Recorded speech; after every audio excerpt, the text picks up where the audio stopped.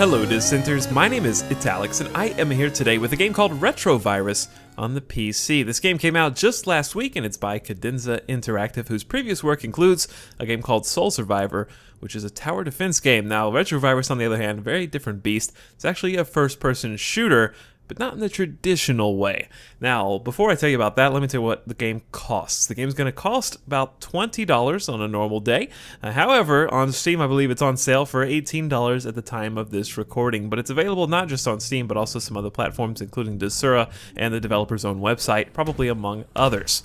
So that being said, what is this game all about? What makes it not a traditional first-person shooter? Well, that's because the primary feature of the game is what they call 6 degrees of freedom. If you've ever heard of a game called Descent, back from 1994, that is what this game most clearly resembles. And what I mean is you're going to be flying around. The theme of this game is that you are an antivirus program, or part of an antivirus program.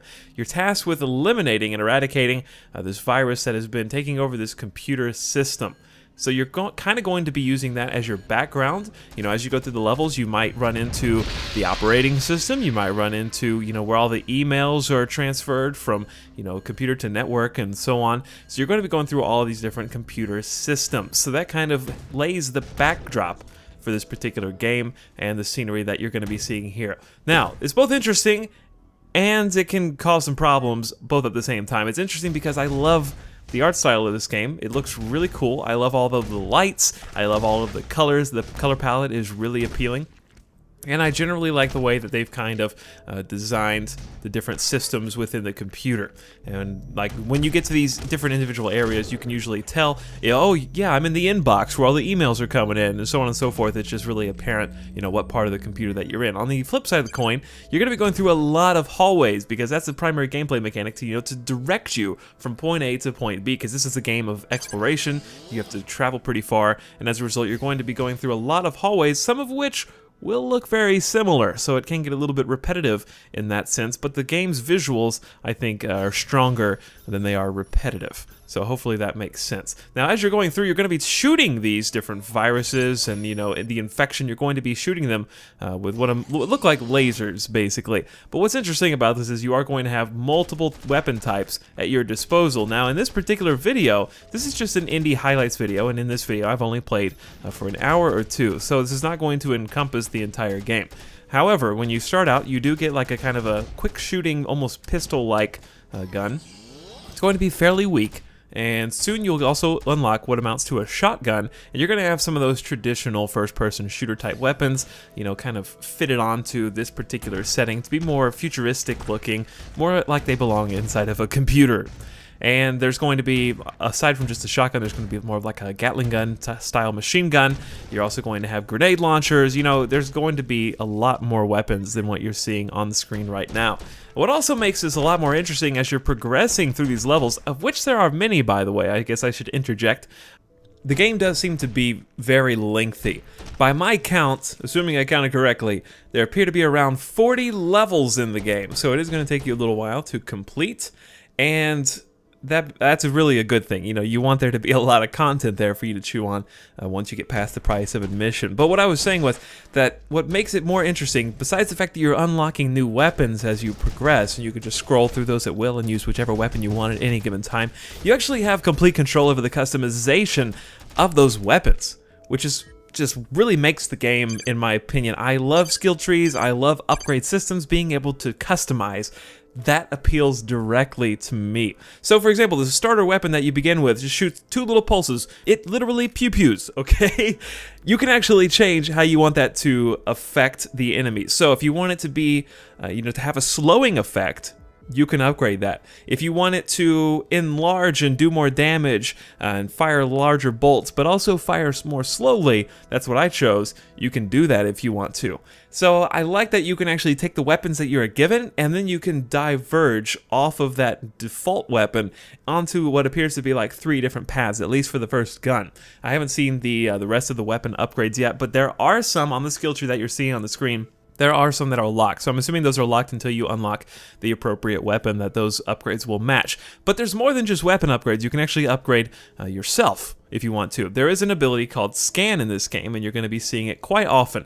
Now, if you just tap the Scan button, you're going to shoot out a little circle in front of you that's going to both open doors, identify enemies, and interact with the environment around you. That's your primary method of interaction.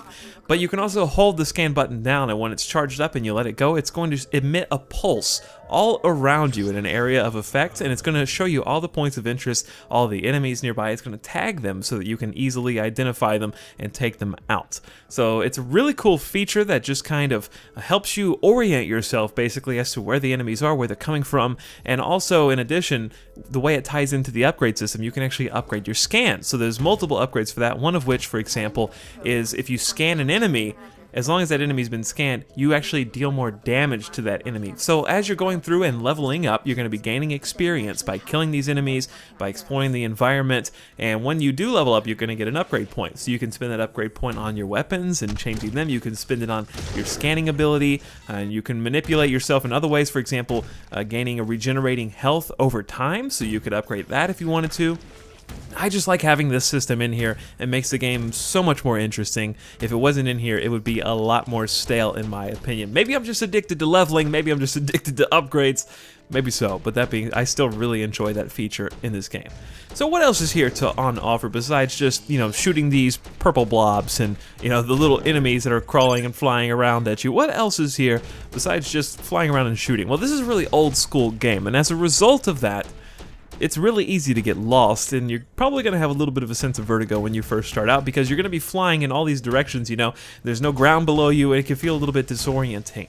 Now, the thing I want to tell you about primarily is what really made my stomach turn is that whenever you're going through these levels, oftentimes the game will try to autocorrect your camera. It's going to try to flip you around so that it looks like there's a ground, and what it's trying to do is keep you oriented and make it a little bit easier on your brain whenever you're trying to fly over these obstacles so that you're not at a weird diagonal angle. But this had the opposite effect for me, and it actually made me really dizzy, and it really confused me. For the entire time that I was playing, I had this on. You're going to see it autocorrect quite often during this gameplay. But what was really great, upon further investigation, I didn't find this out until after I was done playing, unfortunately, but the fact remains, this is still a thing. If you go into the options and look at the gameplay options, you can actually turn that autocorrect off so that whatever way you're facing is the way that you're going to be facing, and the computer's not going to try to determine what the best orientation for you is. And that really, once I tested it out with that setting turned off, it really seemed to fix my problem. So I'm glad that they've included that as an option for players who, like me, get a little bit topsy-turvy whenever the camera starts flipping around and you're not the one that flipped it. That being said, you can also change the field of view, which is a nice addition, and I like that they have a borderless window option while you're playing as well. The options do seem to be very inclusive of all of the normal PC gaming, staples that I would like to see in PC games in general. Where I was going originally after I got sidetracked by the camera flipping around, I said that this game is kind of old school in nature, and what I was getting at was that it's really focused on exploration. The key system is going to be huge in this game. By key system, I mean you're going to have to find keys, use them to unlock doors to progress through the levels.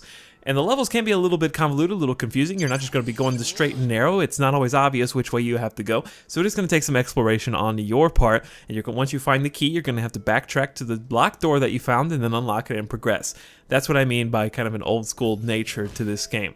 That is an old mechanic, but it is a primary focus in this game because with the 6 degrees of freedom flying all around, it's easy to get lost and confused. So the exploration and adventure, that is a primary way to experience it. So in addition to the things that I've mentioned, there is actually a multiplayer component to this game. As I looked for a multiplayer game, I really only found one server that was up to play the competitive multiplayer. They have deathmatch, team deathmatch, and a couple other interesting sounding game modes.